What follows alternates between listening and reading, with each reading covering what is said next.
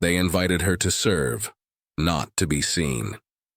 In the heart of the Thompson Estate, where old money sparkles and cruelty hides behind crystal glasses, Ruthie Scott was meant to be a lesson in humiliation. The perfect target, the black maid who didn't know her place. But when the son of the house looks into her eyes, he sees something no one in that room ever had: truth. What begins as a cruel game unravels into a love that defies lineage, a rebellion born in silence. Because the woman they tried to shame becomes the reason the house changes forever. Have you ever been underestimated, only to become the proof they were wrong? Stay with us, because what begins as a humiliation ends in a revolution. In a house built on power and pretense, one woman's silence will shatter generations of entitlement. She wasn't meant to be noticed, but she'll be remembered. Where in the world are you watching from tonight? Drop your city in the comments.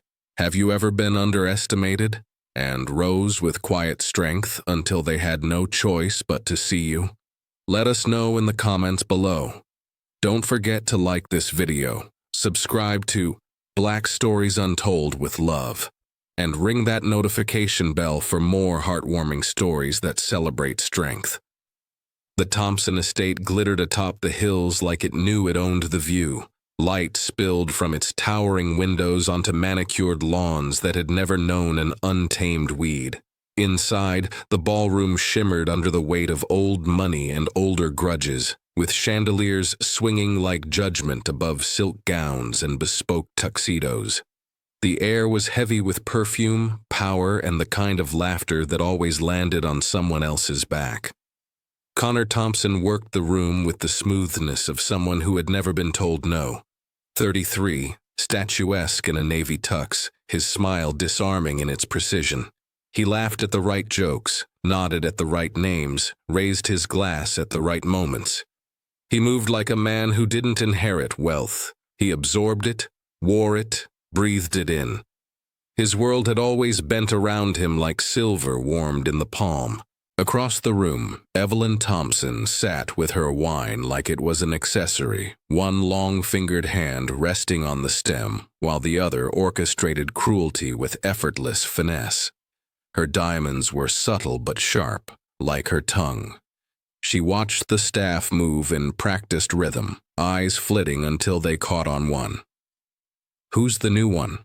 she asked, her voice a smooth hiss. The girl with the eyes. Connor followed her gaze. There she was, Ruthie Scott, black uniform, white apron, straight-backed, composed. She carried a tray of glasses with a stillness that made noise uneasy. Her skin was a deep, polished umber, her braids tucked in a crown at the nape of her neck, eyes like deep water, calm, unreadable. Nothing about her asked to be noticed, and yet it was impossible not to. "Hired her last week," Connor said, barely glancing. "Came through agency." Evelyn's lips curved, a smile too thin to trust. "She's lovely," she said, which never meant what it sounded like. Then, "Let's have a little fun." Connor raised an eyebrow. "She should serve dessert at the head table," she continued, swirling her wine. "Right here, front and center. Let's see how grace holds when the room tilts." He hesitated for half a breath, not because he disagreed, but because something in Ruthie's presence had unsettled him in a way he couldn't name. Still, he nodded.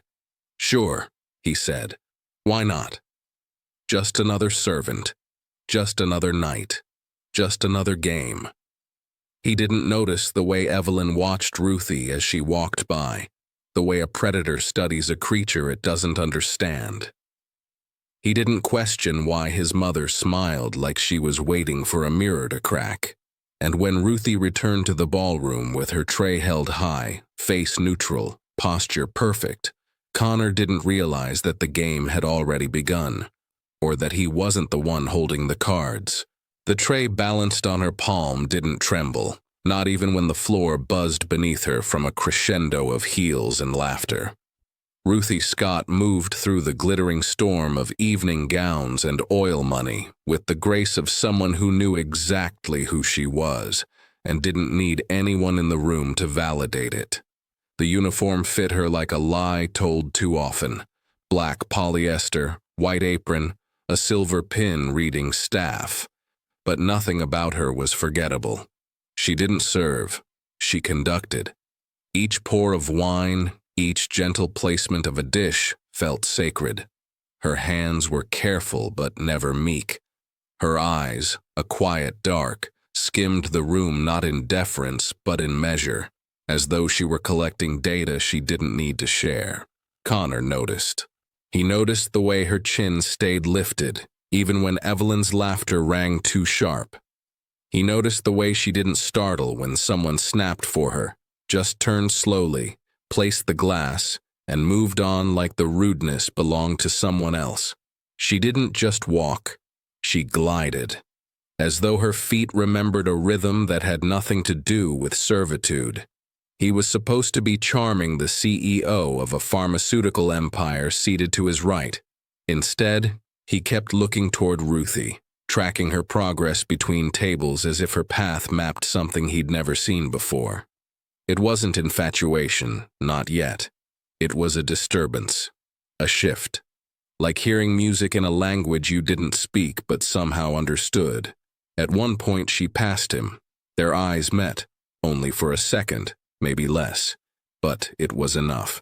There was no flinch in her, no sudden blush, no faltering, just a recognition, a flicker of knowing, and then it was gone. "Pretty thing, isn't she?" Evelyn murmured from behind her glass, watching him watch Ruthie. He said nothing. "She won't last long," she added, a lilt of satisfaction curling around her tongue. "Girls like that never do." Connor swallowed the rest of his champagne. The room didn't feel quite as warm now.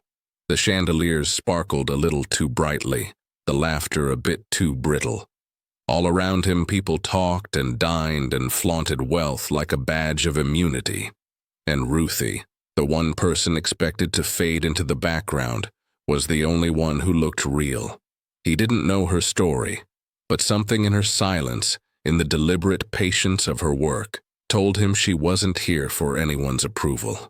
She wasn't here to rise through ranks or win points with the right people. She was here for something far rarer. She was here for herself, and no one saw it but him, and that scared him more than he wanted to admit. The glass hit the floor like a gavel, sharp, deliberate, final. Shards scattered across the marble like ice cracking beneath pressure. Conversation halted, then picked up again with uneasy laughter, the kind that feeds off discomfort. Evelyn Thompson pressed a manicured hand to her chest in faux alarm. "Oh dear," she said, wide-eyed and utterly unbothered. "How terribly clumsy of me." It wasn't a question. It wasn't even a performance. It was a command, one that expected humiliation to follow like a well-trained dog. But Ruthie didn't flinch. She didn't gasp or scramble or offer apology. She crouched down slowly, the hem of her uniform grazing the floor, and began collecting the broken pieces with bare fingers as if they couldn't possibly cut her. Her face stayed still, unreadable. No panic, no embarrassment, just focus, as if the glass wasn't shattered, only rearranged. Connor watched in silence. Something low and uncomfortable curled in his stomach. "Would you like another bottle opened, ma'am?" Ruthie asked, rising with the fragments cradled neatly in her hands. Her voice was calm, flat, devoid of anger, but not of meaning. It cut sharper than any edge of crystal. Evelyn blinked. The smile she returned was smaller now, more effort than instinct. Around the table, a few guests shifted in their chairs. The tension had changed, not vanished, evolved. People weren't just laughing anymore. They were watching, closely. Connor's throat felt dry. He couldn't remember the name of the woman seated beside him, nor the joke the mayor had just made. All he could focus on was Ruthie, the way she stood in the center of a trap and didn't step back, the way she held herself like no one else had the right to define what this moment would mean for her. Someone else might have melted under Evelyn's theatrics. Someone else might have begged, stammered, apologized for being in the wrong place at the wrong time. But Ruthie didn't crumble. She didn't yield. She made the entire room feel like it had misjudged the weather, dressed for comfort and caught in a storm. Connor stared at her and saw something dangerous, not in the way she looked, but in the way she refused to be diminished. She didn't burn, but she wasn't cold either. She was something more unpredictable, a quiet fire with no smoke. He realized in that moment that he hadn't just noticed her. He was drawn, not to her beauty, though it was undeniable, but to the truth she carried like armor. She didn't belong here, not because she wasn't enough, but because she was too much for people who measured worth in whispers and wine. And for the first time in a long, long time, Connor Thompson wanted to understand something, someone, that couldn't be bought. The last car door thudded shut and the estate exhaled. The party was over, the guests gone, the laughter a faint echo swallowed by distance. Inside, staff cleared champagne flutes and folded linens with the quiet urgency of people who'd done this too many times to find meaning in the ritual. Outside, the air was crisp and clean, the kind that only arrived after privilege had exhausted itself. Connor slipped away from the back terrace, hands in his pockets, the scent of cigars and roses trailing behind him. He didn't know what he was looking for until he saw her. Ruthie walked the gravel path with her head high, her posture as straight as it had been hours ago. Her uniform jacket was folded over one arm, exposing the short sleeves of her blouse. Her name tag had been removed. It felt symbolic. "Ruthie," he called softly. She slowed but didn't stop. He jogged a few steps to catch up, the sound of his expensive shoes crunching against gravel far louder than hers. "Can I give you a ride?" She turned just enough for the lamp above to catch the edges of her cheekbone. "I'm walking." "It's late," he offered, trying to soften the edge in his voice. "You shouldn't have to, but I do," she cut in gently. "That's the part you don't see." He took a breath, trying to recalibrate. "About earlier." "I'm sorry." Her gaze locked on his, steady and unreadable. "Are you?" He blinked. "Yes. I didn't expect her to. You didn't expect it to matter." The words weren't cruel. They were precise. "You watched it happen. You watched me pick up glass while they laughed, and you said nothing." He opened his mouth, then closed it. There was no defense that wouldn't sound like deflection. "I wasn't angry," she said, turning fully toward him now. "I was disappointed. Not in your mother. I expect nothing from people like her. But you." She shook her head once, slowly. "You looked at me like I was someone, then chose to act like I wasn't." He wanted to argue, to explain, to make it make sense, but it didn't. Not to her, and not, if he was honest, to himself. "You invited me to be humiliated," she continued, softer now. "But it wasn't me who ended up exposed." The wind stirred around them, gentle and cool. She stepped past him and kept walking, her figure framed by the path of warm lamplight. Connor stood there watching her disappear down the long stretch of gravel, until even the sound of her steps faded into silence. For the first time in his life, something inside him felt deeply and irreversibly unsettled. It wasn't guilt, it was the absence of permission to forget. The morning light fell differently over the garden, softer, less judgmental. The grand estate that had roared with opulence the night before now stood hushed, almost embarrassed in its own stillness. A breeze stirred the tall hedges, carrying the scent of freshly turned soil and something older, like time itself, resting. Connor stepped off the stone path, unsure why he was there. He told himself it was curiosity, maybe even apology. But when he saw her, kneeling in the flower bed beside old Mr. Henry, her gloved hands gently patting the earth, it hit him. He hadn't come for closure. He'd come for her. Ruthie looked up, not surprised. Her braid hung loose today, a few curls escaping in defiance. Dirt smudged the edge of her sleeve and sunlight kissed the bridge of her nose. She didn't smile, but she didn't walk away either. "Didn't expect you out here," she said, brushing soil from her palm. "I didn't expect you out here either," he replied, then glanced at the small shovel in her hand. "Guess you don't get days off." She shrugged. "Mr. Henry's back isn't what it used to be."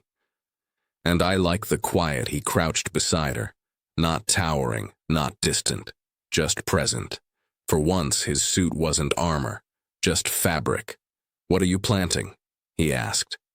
"Lavender," she said. "It thrives in poor soil and full sun." He nodded, unsure what to say next. She didn't rescue him from the silence. She didn't need to. Eventually, he spoke. "You were right. Last night." She didn't look at him. "About which part?" "All of it." He waited, hoping that meant something, but she only pressed a new stalk into the soil and covered it with care. "I studied history," she said quietly. "Before all this." He blinked. "Really? 2 years in?" She nodded. "Then my mom got sick. Couldn't afford both tuition and medicine. So I chose. Do you regret it?" She turned to him then. "Regret's a luxury. I made peace." He didn't know what to say to that. Not because he didn't believe her, but because it made him realize how little he'd ever had to choose between. They sat in the silence again, surrounded by roots and sunlight and the hush of things growing slowly. "You ever think about going back?" he asked. "All the time," she said. "But first, I need to get through now." He swallowed, hard. She didn't speak like someone who wanted pity.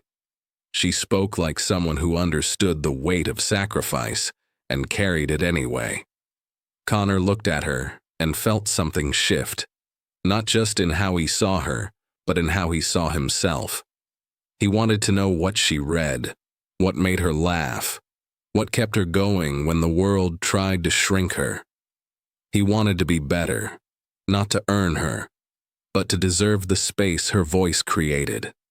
And for the first time, reverence overtook regret.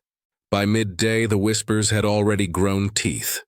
In the drawing room, over clinking teacups and diamond bracelets, the wives of donors exchanged glances and murmured behind their manicures. "He was smiling at her," one said, her voice low and sugar-coated with judgment. Not just polite, lingering. In the staff kitchen, eyes widened and voices dropped. Connor Thompson sat with her in the garden, someone said, talking, like she was someone. It didn't take long for Evelyn to hear. She found him in the study, sunlight slashing through the blinds in neat golden bars. Her heels clicked across the floor like accusations. He was half reading, half thinking, but the way he slowly set down the book told her he already knew. "You're smarter than this," she said without preamble. He didn't look at her. Didn't know talking to someone required a warning label. Evelyn's lips curved, but the smile never reached her eyes. "Don't confuse fascination with future. This house wasn't built on sentiment." Connor leaned back in the leather chair, his jaw tightening. "Maybe that's the problem." She narrowed her eyes. "She's the help." "No," he said, his voice quiet but solid. "She's Ruthie." Evelyn scoffed, turned on her heel, and left him in the silence. But the echoes of her words lingered. So did the eyes, the ones watching too closely now, at brunch, in the halls. in the way the butler stiffened when he walked into a room where Ruthie had just been, as if propriety was something that could snap. Ruthie noticed, of course. She always did. He found her again that evening in the linen room, folding napkins into neat triangles, her movements mechanical. She didn't look up when he entered. "They're talking," she said flatly. "I know. You're not used to being on the wrong side of the whisper. I'm not used to caring." She paused, then folded another napkin. "Look," he said, stepping closer. "I didn't mean for this to happen like what?" She interrupted, finally meeting his eyes. "Like I'd be your exception? Your one good deed before returning to your real life?" His face fell. "That's not— I don't need to be saved, Connor," she said softly, but the words landed with weight. "And I won't be your rebellion either. I've seen this before. Rich boy finds depth in the help. It always ends with her getting hurt, and him returning to the house that never burned." He stepped back, silence thickening between them. "I like who I am," she added, "even when the world doesn't. Don't try to make me your story arc." And with that, she picked up the next napkin, the fabric snapping as it unfolded in her hands. Precise, practiced, and entirely in her control. He stood there a moment longer, exposed by her clarity. Because for the first time, the woman everyone called invisible had shown him exactly who he was. The ballroom shimmered again. Same chandeliers, same crystal, same smiles, stretched just a touch too wide. But something in the air felt different, thicker, as if the walls themselves were holding their breath. Connor noticed it the moment he stepped in. Ruthie was there, working the floor like always, gliding between tables with grace so practiced it looked effortless, but her eyes flicked toward him once, quick, unreadable, and he knew. She felt it too. Evelyn made her move just past dessert. She stood near the grand piano, her voice rising above the hum of conversation, syrupy sweet and sharp enough to cut. "I hate to interrupt this lovely evening," she began, "but it seems we have an issue of integrity on staff." The room quieted. Glasses paused mid-air. Connor turned, stomach knotting. Evelyn's gaze didn't waver. "One of our employees," she said, slow and deliberate, "was found with a guest's missing bracelet." In her coat pocket, all eyes shifted toward Ruthie. She didn't flinch. "I'm afraid," Evelyn continued, "we'll have to terminate her employment immediately." There it was, a public verdict. No proof, no dignity, just theater. Ruthie stepped forward, calm as ever. Her face held no shock, no tears, only truth. She untied her apron, folded it neatly, and walked to Evelyn. She didn't lower her head, didn't shrink. "Thank you," she said, voice like steel wrapped in velvet, "for proving I was never truly invisible, just inconvenient." She placed the apron in Evelyn's outstretched hands. The silence that followed was crushing. Connor stood. He hadn't planned to. His body just moved. One moment he was seated, the next he was crossing the room, heat rising in his chest like something primal. Evelyn looked at him, something triumphant behind her eyes, as if daring him to challenge her in front of everyone. "You're lying," he said, his voice quiet but resolute. "And worse, you know it." She stiffened. "Connor, no," he cut in. "You humiliated her because you couldn't control her, because she didn't flinch when you needed her to, because she reminded you what real power looks like." A murmur swept the room. Some guests looked away, others watched like it was opera. "I won't stand beside that," he said. "Not anymore." Evelyn's lips parted in disbelief. "Then I quit too." He didn't shout it. He didn't need to. The words landed like a bell toll. Final. Ruthie stared at him, stunned, not by the gesture, but by the sincerity behind it. The man who had once been silent was now standing in the flames. Evelyn stepped back like she'd been slapped, but Connor was already walking away. Ruthie didn't follow. Not yet. But the room watched them both, the maid and the heir, as everything carefully built around them began to collapse. And somehow, it felt like the beginning of something honest. The estate felt too large without the noise. After Connor moved out, the silence didn't feel peaceful. It felt like consequence. His new place downtown was smaller, sunlit, unadorned. There were no servants, no curated antiques, no Evelyn, just him. A mattress on the floor, and the slow realization that freedom didn't come with instructions. He didn't reach out to Ruthie, not at first, not because he didn't want to, but because he didn't know how to step towards someone without dragging all the weight of where he'd come from. But she stayed in his mind. The way she looked when she handed over her apron. The way she didn't plead, didn't raise her voice, didn't need to. The power in that quiet. It haunted him. He heard through town whispers that she'd taken a job at the community library. Part-time, modest, fitting somehow. She was always the kind of woman who didn't need a title to carry influence. So he began sending books. Not gifts, not grand gestures, just paperbacks. Sometimes ones they had spoken about in passing. Other times, ones that reminded him of her. Inside the covers, he left notes. Sometimes a line of poetry, sometimes just thoughts scribbled in the margins. No return address, no expectations. She didn't reply, but he kept writing anyway. It became a ritual, a book every week, left at the front desk with her name on it in plain handwriting.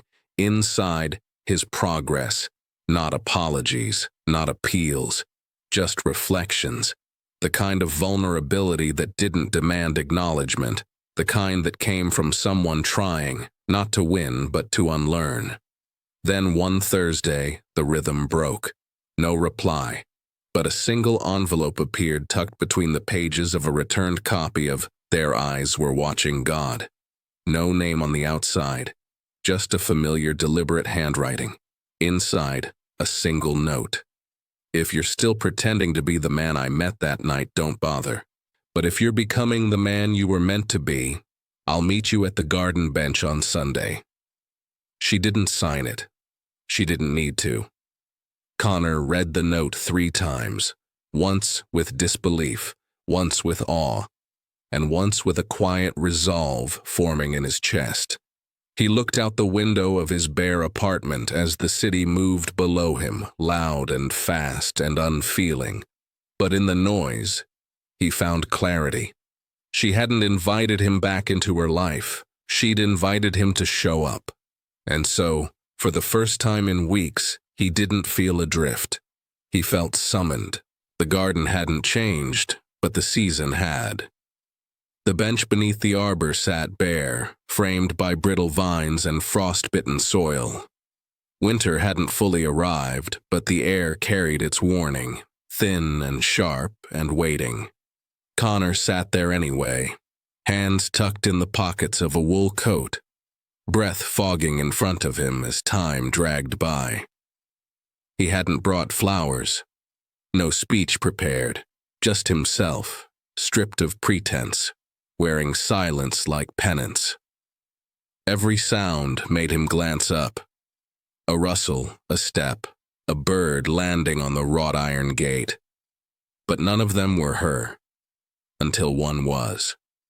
She came from the east path, shoulders straight, steps slow, a plain gray coat wrapped tightly around her. Her boots looked worn but cared for, soles faded and steady. She wasn't dressed for an entrance. She was dressed for truth. She stopped a few feet away, didn't sit, didn't speak. He stood but didn't move closer. The wind nudged at the edges of her coat.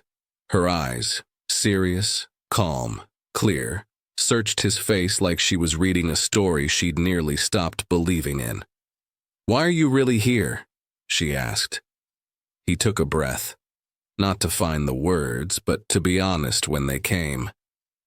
"Because I didn't fall in love with you in spite of who you are," he said, voice low, steady. I fell because of it. Something shifted. Barely.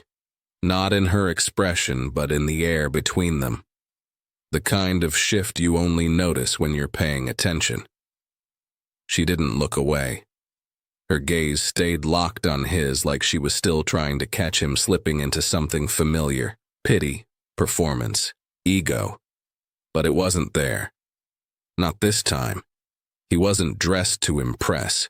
He wasn't quoting her books or reciting lines from his letters. He was just a man in the cold, waiting for the woman who had once looked at him without flinching and seen exactly what he was and what he wasn't. I don't want to fix you, he said, softer now. And I'm not asking you to fix me either. I'd like to know who we could become if we're not afraid of what it looks like. The silence returned, but this time it wasn't a wall. It was an invitation. Ruthie stepped forward slowly, like she wasn't quite ready to let go of the distance, but was willing to test the weight of his words. She sat beside him on the bench, folding her hands in her lap, still quiet, still watching. And then, just barely, she nodded. Not a yes, not a promise, but enough. The chandeliers still hung from the ceiling, polished and glittering as ever, but tonight they didn't feel like ornaments of power. They felt like witnesses. The Thompson Estate looked different, not because the walls had changed, but because the purpose inside them had. Gone were the champagne flutes clinking behind closed conversations about profit and lineage. In their place, tables filled with women in second-hand dresses, sitting beside daughters who beamed with the kind of hope no money could buy. At the front of the ballroom, a banner hung across the stage, the Ruthie Scott Foundation, for the women who serve and the girls who dream. Connor sat near the back, not in the center, not at the head table, just one of many. His tie was simple, his hair slightly out of place, but his eyes stayed fixed on her, the woman standing at the podium, tall and grounded, not commanding attention but earning it. Ruthie stood beneath the lights like she was born there. No flash, no pretense, just clarity. When I was 28, she said, voice firm but gentle, I worked in a house that told me my place. I served drinks to people who never learned my name. I cleaned up broken glass and broken rules. But I never broke. The room fell silent. You could hear every breath, every shifting chair. Dignity, she continued, isn't something you inherit. It's something you defend. With grace, with truth, with every quiet moment when it would be easier to shrink, and you choose to stand instead. A few in the crowd clapped, moved not by performance, but by truth. Connor didn't clap. He didn't need to. His chest ached with pride and something more sacred, respect. Ruthie finished to a standing ovation, but she didn't bask in it. She stepped down from the stage like it was any other floor she'd walked across in silence, like she was still carrying trays, still catching glances, but this time on her terms. Connor stood as she approached. He didn't open his arms. He didn't say a word. He simply held out his hands, palms up, empty, waiting. She stopped in front of him. The applause behind them continued, but in that moment, it felt like a soft murmur from a distant room. Ruthie looked at his hands, and then at his face. Whatever she searched for, she found. No savior, no hero, just the man who had chosen to listen, to stay, to change. She placed her hands in his. No kiss, no speech, just connection. And the room understood. This wasn't a victory for romance. It wasn't even about forgiveness. It was about revolution. Quiet, grounded, undeniable. The kind led not by power, but by presence. The kind born when a woman refuses to be small and a man chooses to follow, not lead. And in the house that once tried to shame her, she stood at its center, not as a guest, not as staff, but as the reason it had changed. If this story moved you, share it. Because somewhere, a woman like Ruthie is still standing in a room that wasn't built for her, calm, poised, and unshakable.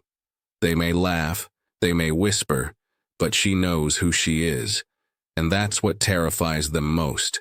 Grace isn't weakness. It's resistance wrapped in silence. And sometimes the loudest revolution begins with a woman who refuses to bow. Comment below if you've ever been dismissed, and rose anyway. Let us know in the comments below. Thanks for watching. If you enjoyed this video, give it a like, drop a comment, and share it with a friend. And don't forget to subscribe to Black Stories Untold for more stories that uncover hidden struggles, celebrate strength, and remind us that every voice matters.